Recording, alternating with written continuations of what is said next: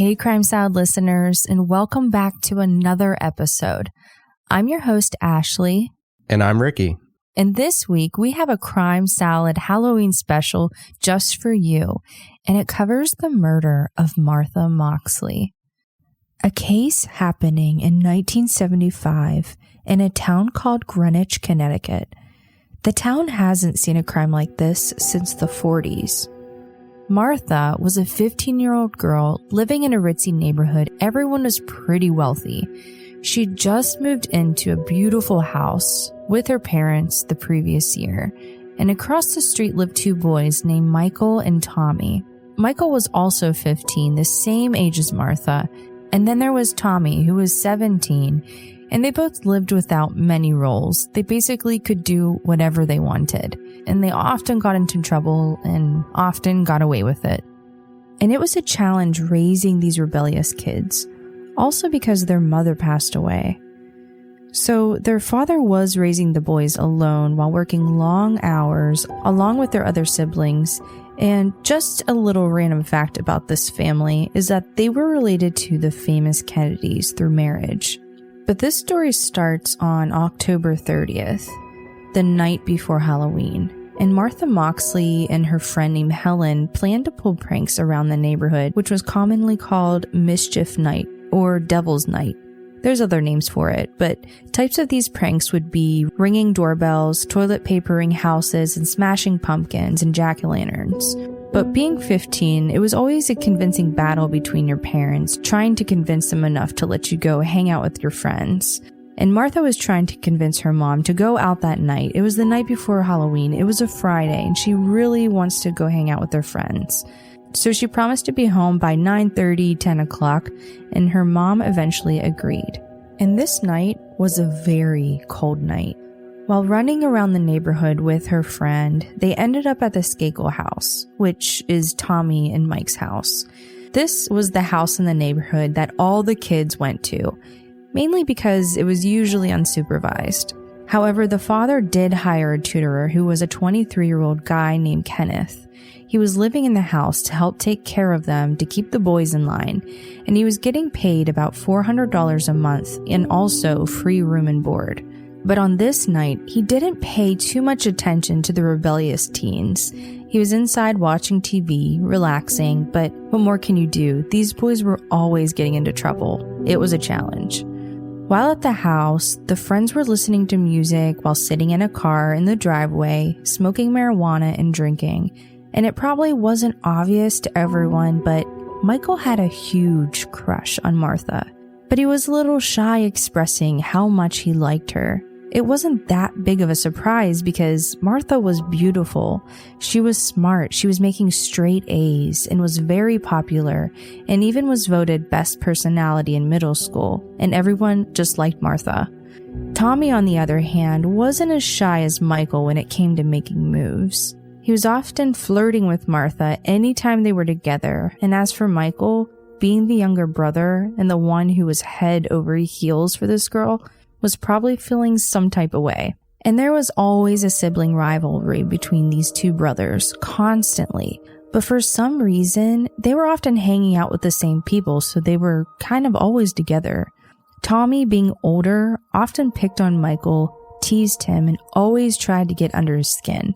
And being that was usually the case, Michael might have been thinking that he was talking to Martha just for this reason, and just a way to hold this above Michael. Now, during this time, Martha was a 15-year-old girl in the 70s, so she kept a diary, and she wrote in it pretty often. And the cover you can find on the internet, and we'll also show it on her website, but it has like 70s patterns and flowers on it. And Martha talks about things from her day to day at school, what happened, and she talks about her boyfriend Peter and her relationships with her friends, and a lot about these two Skakel boys.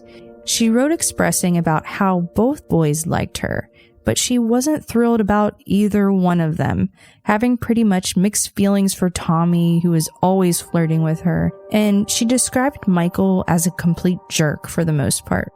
So while the teens were at the Skakel house, it was getting pretty late and everyone left to go home. One of the kids did offer for everyone to come over to his house to watch a movie at his place, but Martha promised her mom that she would be home soon, so she was on her way. Now there's a different side to this story here, that Michael made a big deal about Tommy and Martha flirting, and things got physical, and Martha stormed off. She walked home to avoid the argument by herself. But what I first said was the original storyline. And what you'll soon come to realize is this story seems to be changing all the time, so keep an open mind. As her mom was waiting for her to come home, she heard the neighbor dog barking, thinking she must be walking through the yard. She checks the time and it was now 9:30 p.m., so she just continued with her night, and hours went by. She checked her room and Martha wasn't in her bed. She wasn't in the house. And it was now 2 a.m. and her mom was beginning to get really worried.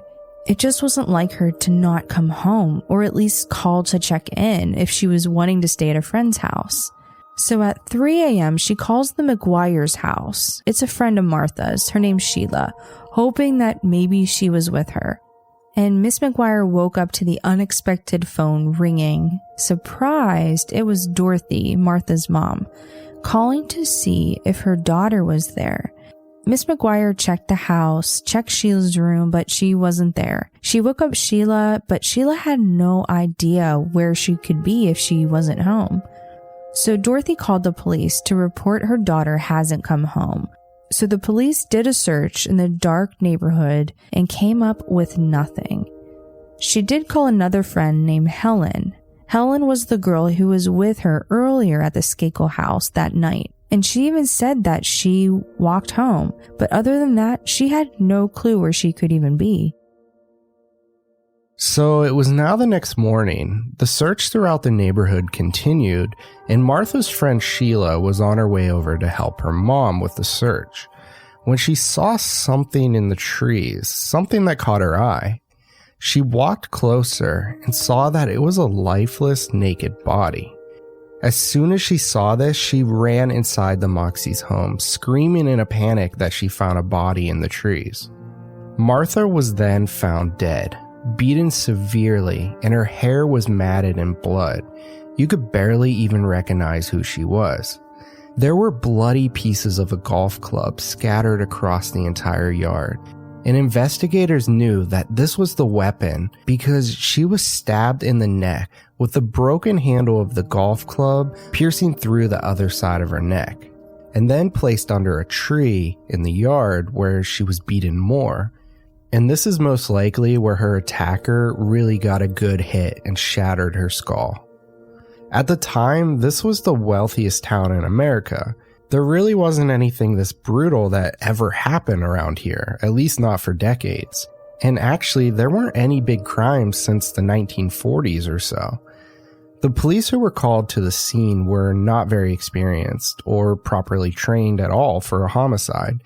They actually were pretty clueless and disorganized when it came to their procedures. But at the same time, it's kind of understandable because you can be taught this stuff, but they never really got any hands-on experience doing it. So the whole thing was kind of a shock, and I really just feel they were out of their element. It was known that an investigator mentioned a police dog was on the scene, licking up the blood that was on the ground, and a number of people who weren't trained were in and out of the crime scene, potentially destroying valuable evidence for the case. There was also no DNA analysis or any physical evidence saved from the crime scene whatsoever, which really makes this case one of the toughest ones to crack in court for years to come. And you have to remember that this happened in the 1970s, so a lot of the technology that we have for DNA didn't really exist then. And along with that, sometime during the investigation, the shaft of the golf club that was impaled into Martha's neck just randomly went missing, which this could have been one of the most telling pieces of evidence.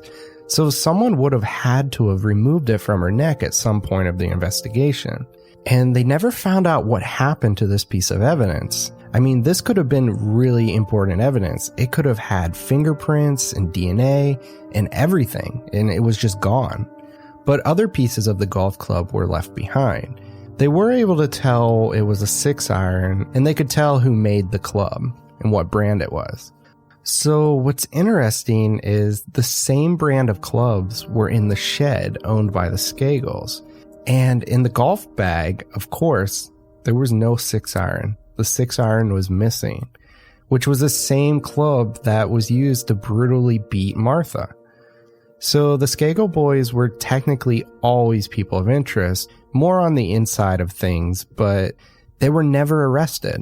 And it's mentioned that because of their relationship to the Kennedys and their wealth and their power, they never were treated as the main suspects, which kind of blows my mind here. Now, everyone that spoke to Martha was pretty much interviewed by the police. 2 of those people that were questioned by police were Tommy and Michael. It was mentioned that Tommy was one of the last people to have been seen with Martha that night. But at the time, he was cleared by police pretty quickly.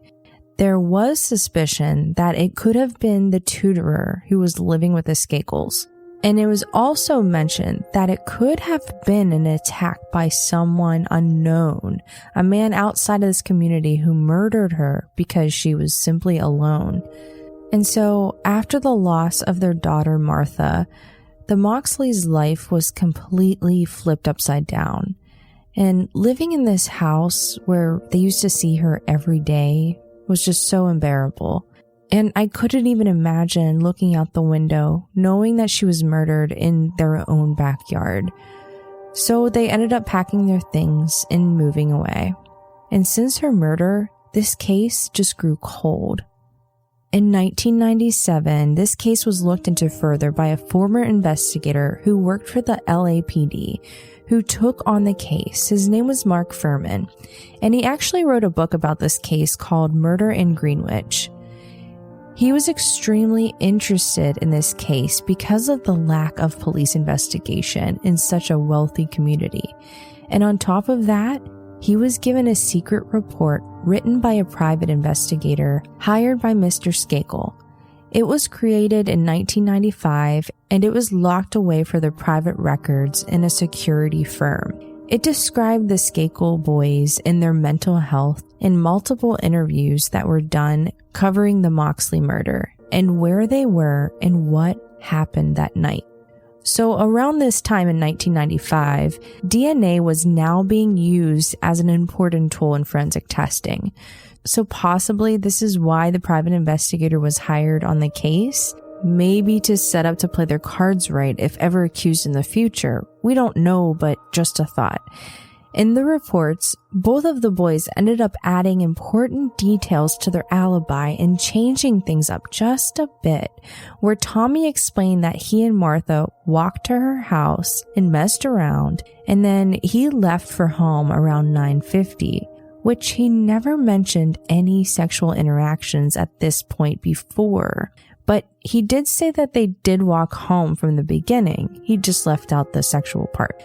And Michael also changing his story just a bit, where he said after hanging out at home at around 11:30 p.m., he was walking to Martha's, climbed a tree by her house to get Martha's attention. He was even shouting her name and throwing pebbles to try to wake her up. And while still sitting in the tree, he was masturbating. So for the most part, both of their alibis were well crafted, pretty much to cover every possible outcome of the prosecution, especially if DNA ever came into this case. And being that it was thought out ahead of time, it was believed that with the help of their own lawyers, it could possibly cover up any of the tracks that they maybe left behind.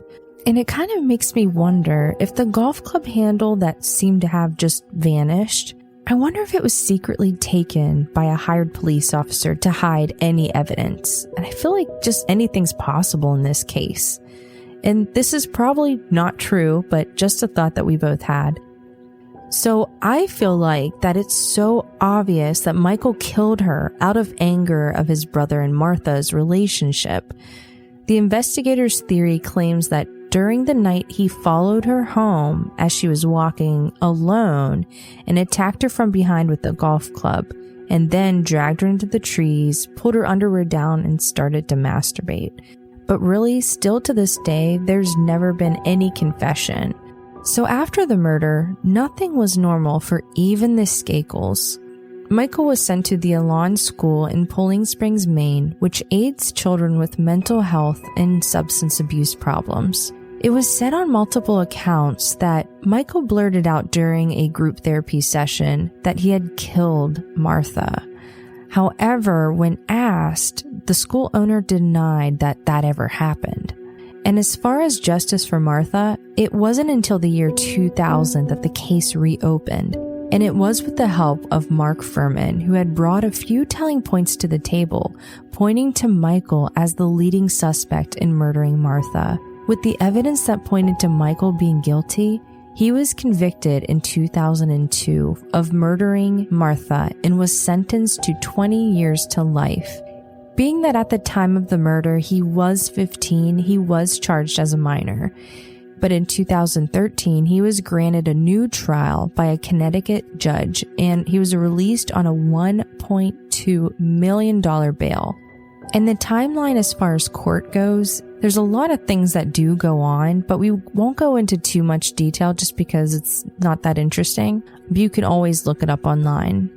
So it's just crazy. Just 11 years he spent in jail for murdering Martha, and he was released. So if you would like to let us know if you feel Martha got the justice she deserved, or if you feel like Michael is guilty or not, or any other theories that you may have, I feel like this case is so interesting and you can really dig deep just in your own thoughts. But for now, this concludes this week's episode. And be sure to check out pictures of this case that we'll have available to view on our website at crimesaladpodcast.com. And we'd also like to credit our sources, CNN, New York Times, New York Post, E-Online, Oxygen, and the History Channel. And if you would like to help support Crime Salad, follow us on Himalaya and write us a 5-star review on Apple Podcasts or wherever you're listening to us now to help other listeners find Crime Salad. This really helps us move up in the charts so listeners can get their hands on Crime Salad Podcast. And remember to follow us on Instagram. Be sure to tell a friend about us. And most importantly, thank you so much for your support and listening to us. See you next week. Crime Salad is a true crime podcast delivering a healthy portion of crime. Crime Salad is a Weird Salad production. Are you kidding me? That was perfect. All the blood, all the pain.